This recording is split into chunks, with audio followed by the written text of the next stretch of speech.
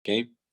El Señor Jesucristo nos extiende una invitación a nuestra vida que hace que todo trascienda, ¿ya? ¿Qué es esa invitación?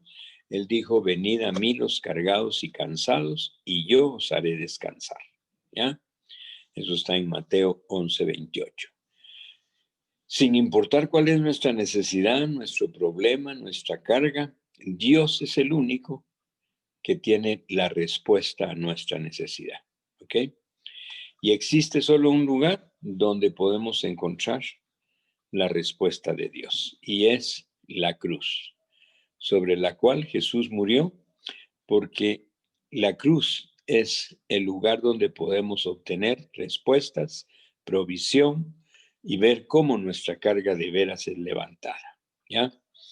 Todo el evangelio, desde la primera página hasta la última, ¿ya? Gira en torno a un único suceso. ¿Cuál es ese único suceso? La muerte propiciatoria del Señor Jesucristo en la cruz, ¿ya? Dice el libro de Hebreos que fue suficiente una sola ofrenda para hacer perfectos para siempre a los que Él iba a santificar, ¿ya? Entonces eso contempla dos expresiones poderosas, perfecto y para siempre, ¿ya? Este sacrificio de veras comprende, ¿ya? Toda la necesidad del ser humano que él pueda tener, y ese efecto de cambio se extiende a través de todos los tiempos hasta la eternidad, ¿ya? El apóstol Pablo, que fue alguien, yo digo, fuera de serie, porque después de ser alguien perseguidor de la iglesia, del creyente, por puro celo, ¿verdad? Porque él buscaba hacer las cosas bien hechas, pero por la ley, con esfuerzo humano, Dios lo toca y lo convierte en el apóstol que más revelaciones recibió del Espíritu de Dios, ¿verdad? Y entonces él escribe en Filipenses 4, mi Dios pues suplirá todo lo que os falte conforme a sus riquezas en gloria en Cristo Jesús, ¿ya? Te puedes imaginar, no puede haber algo que a uno le falte, que no pueda ser suplido por las riquezas en gloria. Ya solo las riquezas es grande, pero en gloria es como un estallido, ¿verdad? Entonces, eso cubre todo lo que nosotros podamos necesitar. Cuerpo, alma, espíritu, emociones, lo material, ¿ya? No hay nada grande ni pequeño que no haya sido contemplado en ese acto que Dios diseñó hacer a través de su Hijo, ¿ok? Y es también algo como para que uno lo admire, lo entienda cada vez un poquito más, porque poner todas las necesidades del mundo, todo el pecado de todo el mundo, aún de los que no han nacido, imagínate, juntar todo eso, o sea, toda la maldad de la humanidad completa, la tuya, la mía, la de todos, y ponerla sobre el Hijo de Dios, ¿ya? Para que de una vez y por todas se solucionaran los problemas de todo el mundo, ¿ok? Entonces, nos da una única pero suficiente respuesta, ¿ya? Porque Él no tiene respuestas aisladas o de acuerdo a lo que te pase, sino todas las respuestas coinciden en lo que hizo su Hijo en la cruz. Ahí fue donde se centró todo y ahí fue donde se ganó todo, ¿ya? Entonces, es un solo lugar, es solo una fuente y es la cruz del Hijo de Dios, ¿verdad? Isaías nos dice, también fue un profeta que fue el que más profetizó acerca de que vendría Cristo y el trabajo que él vendría a hacer, ¿ya? Y este profeta dijo, todos nosotros nos descarriamos como ovejas, cada cual se apartó por su camino, mas Dios cargó el pecado de todos nosotros, lo que habíamos hecho, lo que nos había obstaculizado caminar con Dios, ¿verdad? Lo que nos había apartado. Y entonces todo eso Dios lo traduce como pecado, como rebelión, como iniquidad en contra de Dios mismo, ¿ok? Y entonces ustedes saben, creo todos, que en el Antiguo Testamento la figura era que el pueblo judío tenía, cuando sentía la carga de su pecado, tenía que comprar de acuerdo a la condición económica, ¿verdad? Si era de escasos recursos, pues tenía chance de comprar una palomita, pero si ya era de otra posición, le tocaba comprar un macho cabrío, dice, ¿verdad? Y tenía que irse al templo y entonces ponían las manos sobre él, ¿ya? Porque esa era la figura de traspasar su pecado, su culpa a este animalito y el sacerdote lo sacrificaba, ¿verdad? Yo a veces he contado, yo creo que aquí habemos varios que yo me imagino que todos los días el sacerdote nos decía, viene otra vez, ¿verdad? Porque imagínense, ya, de acuerdo a eso tenía que ir uno cuando ya sentía la culpa en su corazón, ¿verdad? Lo que había pasado, lo que había hecho, la negación, el alejamiento de Dios, el pecado mismo. Entonces, pero qué bendición que después del sacrificio de Jesús, que era la figura de ese animalito, pues ya no tenemos que comprar un animal para llevarlo al sacerdote, ¿verdad? Sino ahora en nuestro lugar secreto podemos pedir perdón a Dios y Él dice que perdona todos nuestros pecados. Aún eso es algo que yo todavía sigo como, eh, eh, lo creo, mas no lo entiendo, ¿verdad? Porque es muy fuerte. ¿Cómo es posible que Dios perdonó? Primero Dios no, pero mi pecado del año 2025, ¿ya? Tu pecado del año 2024, ¿ok? Eso significa que vas a pecar un año antes que yo, ¿ok? Entonces, ¿cómo es posible que nosotros no conozcamos lo que somos capaces de hacer? Primero Dios no, pero ahí está escrito. Y Él ya que conoce todo, lo perdona. Entonces eso de veras es demasiado, demasiado admirable, ¿ya? Como el Padre había, por ser justo, había sentenciado el pecado, ¿ya? Pero no solo cumple con la justicia de él y la sentencia que dio, sino lo que hace es ese intercambio, ¿ya? Dios nos ofrece todo lo bueno que no lo merecíamos, debido a la obediencia de su Hijo, ¿ya?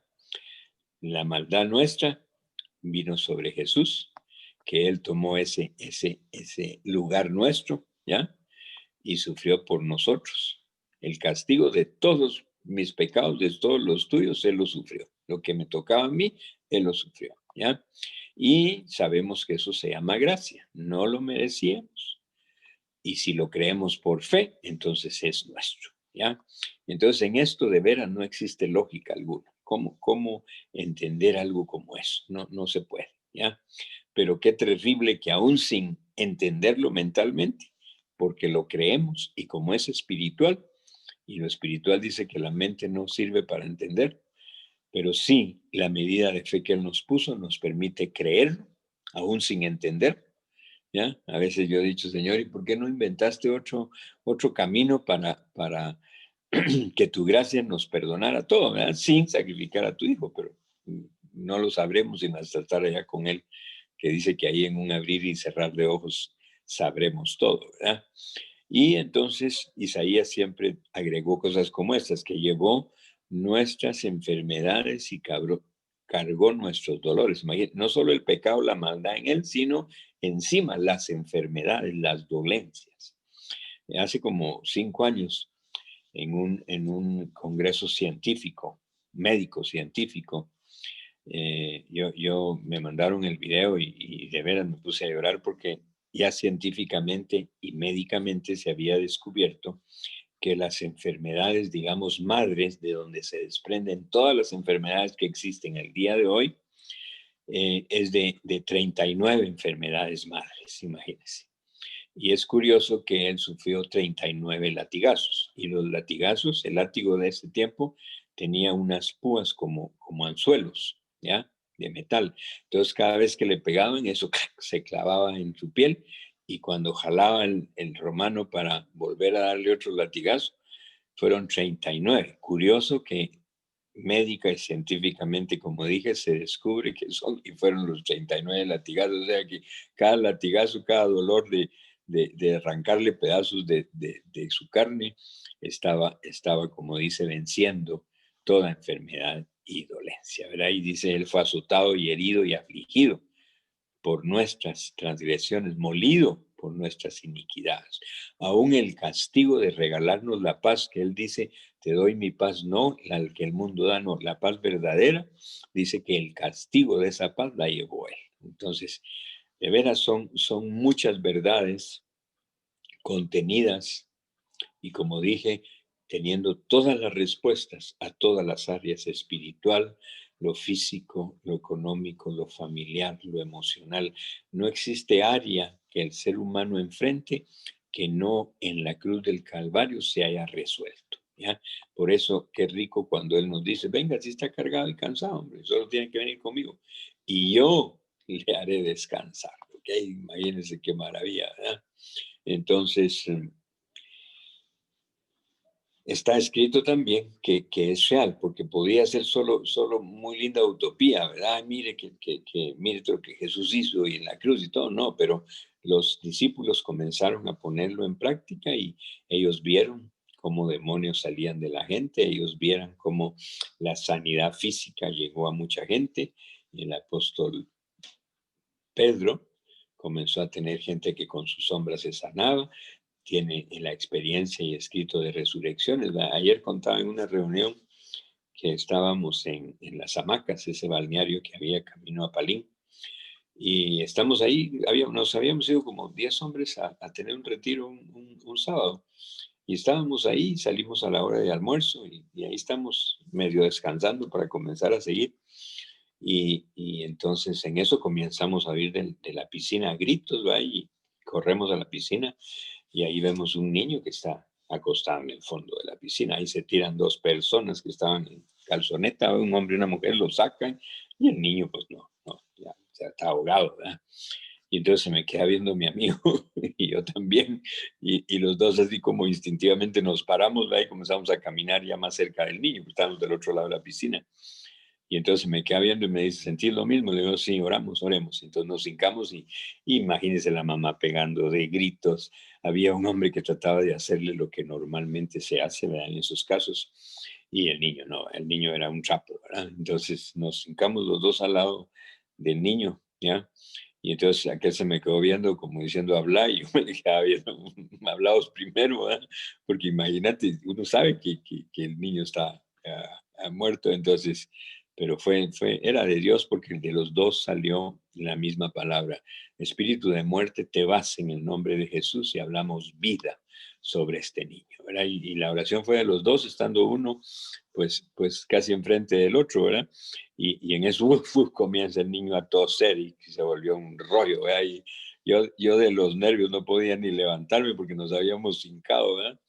Entonces llegamos y uno dice, no puede ser, hombre, ¿ya? Y esa fue mi primera experiencia de ver a alguien resucitado. Entonces, qué rico ver y saber que está escrito, lo dejó Dios escrito. Ahí está el testimonio de los seguidores de Jesús, de sus discípulos, ¿verdad? Y no lo dejó como herencia, ¿verdad? Ustedes, si creen, van a poder hacer las mismas obras, ¿verdad? Entonces, wow, entonces qué rico dos cosas. Uno, ver todo lo que en esa cruz se ganó como respuesta, como ayuda, como bendición, como beneficio para nuestro caminar, para nuestra vida, para nuestros problemas. Pero también, agregado a eso, al creerlo, también nosotros podemos ser personas que nos extendemos cuando hay alguien con necesidad, ¿verdad? Entonces, yo creo que el punto es ese. Y Pablo lo decía de esta forma, sin cruz no hay evangelio, ¿ya? La cruz nos da victoria, la cruz nos da vida, la cruz nos trae el perdón de pecados, la cruz te justifica, te santifica, te hace hijo, bueno, tantas, nos da autoridad, nos da el permiso de usar su nombre, porque estamos creyendo obviamente en él, ¿verdad? Entonces, eh, el punto es ese, ¿verdad?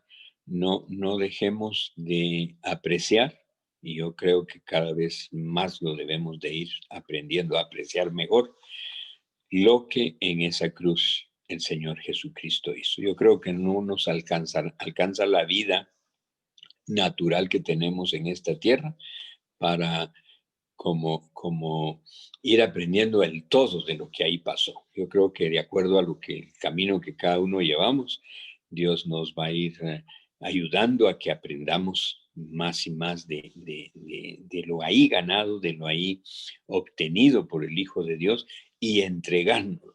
Como me gustó, Fernando lo dijo un par de veces, no merecemos nada, hombre, es que eso todavía lo hace más admirable, ¿verdad? Entonces, para eso, ¿verdad? Para que eh, ya sabemos el significado de la cruz, sí, pero intentemos seguir desmenuzando, porque yo creo que nuestra vida no nos alcanza para aprender todo en detalle de lo que ahí se obtuvo y encima que es nuestro, porque es nuestra herencia, ¿verdad? Recuérdense que hay un testamento firmado y un testamento es para poder uno hacer uso de lo que le dejaron, lo que le dejó el muerto, ¿verdad? El familiar que murió, es nuestro hermano mayor, dice, y murió por nosotros, ¿verdad? El Hijo de Dios, y dejó firmado que es herencia de los que creemos, todo lo que en esa cruz se ganó, ¿ok? Entonces, qué bueno, si quieren, también quiero terminar haciendo una oración para que el Espíritu de Dios nos siga ayudando a todos a bajarlo al corazón, a revelarlo, que no sea la muerte de Jesús en la cruz algo que conocemos intelectualmente, sino ayudado por el Espíritu Santo, baja al corazón y entonces ahí se convierte en vida, ¿ya? Y eso es lo que necesitamos, la vida de Dios en nuestro corazón para experimentarla y obviamente para seguir ayudando a otros. Padre, oramos en el nombre de Jesús con agradecimiento porque apreciamos, sabiéndolo y estando conscientes de que todavía nos hace falta mucho entender la dimensión de ese sacrificio de Jesús, nuestro Señor y Salvador en esa cruz y todo lo obtenido a través de su muerte, para que nosotros recibamos los beneficios, la libertad, la bendición, Señor, de todo lo que Él obtuvo en esa cruz. Pero hoy podemos decirte gracias, Padre, por haber enviado a tu Hijo y dárnoslo sin merecerlo, y hoy sabiendo que todavía hay millones allá afuera que todavía no han sido alcanzados. Y nosotros ya podemos tener el gozo y la gratitud de que por tu misericordia, como está escrito, es que ya nos alcanzaste, porque dejaste escrito que tú tienes misericordia de quien quieres tener misericordia. Y nosotros afortunadamente ya te conocemos, ya somos hijos, ya Jesús lo conocemos como nuestro Salvador y como nuestro Señor. Por eso hoy te doy gracias para que en cada corazón sigamos experimentando la grandeza de eso que es el acontecimiento más grande que la humanidad ha podido experimentar. Te damos gracias por ello en el nombre de Jesús. Amén y amén. Amén. Amén. Ok. Amén.